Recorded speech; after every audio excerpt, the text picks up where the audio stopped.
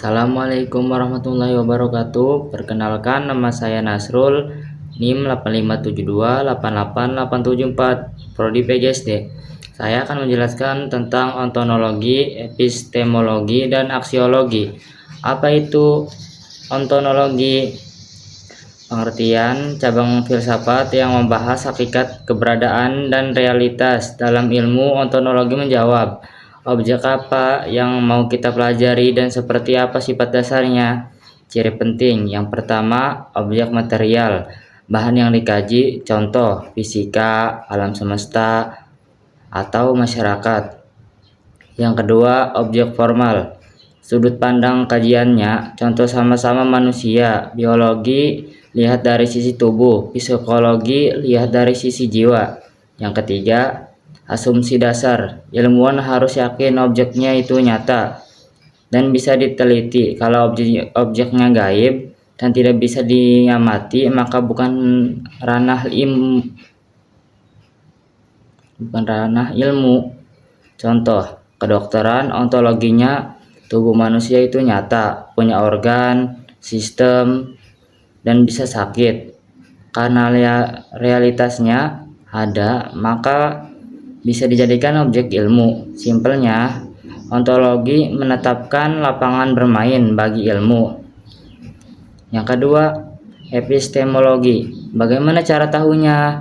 Pengertian cabang filsafat yang membahas sumber, cara memperoleh, dan ukuran kebenaran pengetahuan. Menjawab, bagaimana kita bisa yakin bahwa yang kita tahu itu benar? Ciri pentingnya yang pertama, sumber ilmu. Dari mana itu sumber ilmu? Indera, akal, intuisi, wahyu. Ilmu modern utamakan indera plus akal. Yang kedua, metode. Cara kerjanya, ilmu pakai metode ilmiah, observasi, rumusan masalah, hipotesis, eksperimen, kesimpulan. Yang ketiga, uji kebenaran. Ilmu harus bisa dibuktikan orang lain, bisa diulang dan bisa salah atau falsifikasi. Kalau tidak bisa diuji, namanya keyakinan, bukan ilmu.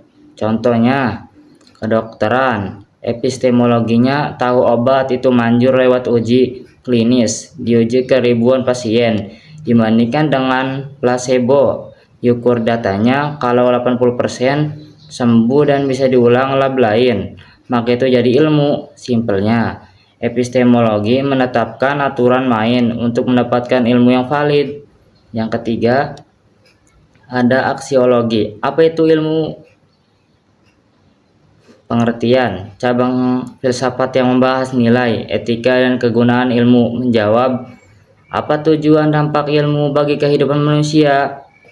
Ciri penting, nilai guna, ilmu harus bermanfaat untuk kesejahteraan manusia.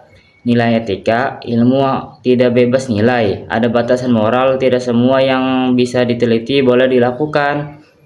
Tanggung jawab, ilmuwan harus pikirkan dampak penemuannya bagi lingkungan, sosial, dan generasi di depan.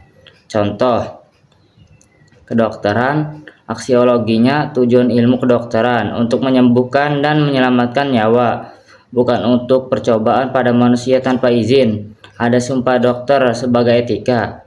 Teknologi cloning bisa, tapi dibatasi karena nilai kemanusiaan. Simpelnya, aksiologi menetapkan rambu-rambu agar ilmu tidak liar. Mungkin itu saja yang bisa saya sampaikan, kurang lebihnya mohon maaf. Assalamualaikum warahmatullahi wabarakatuh.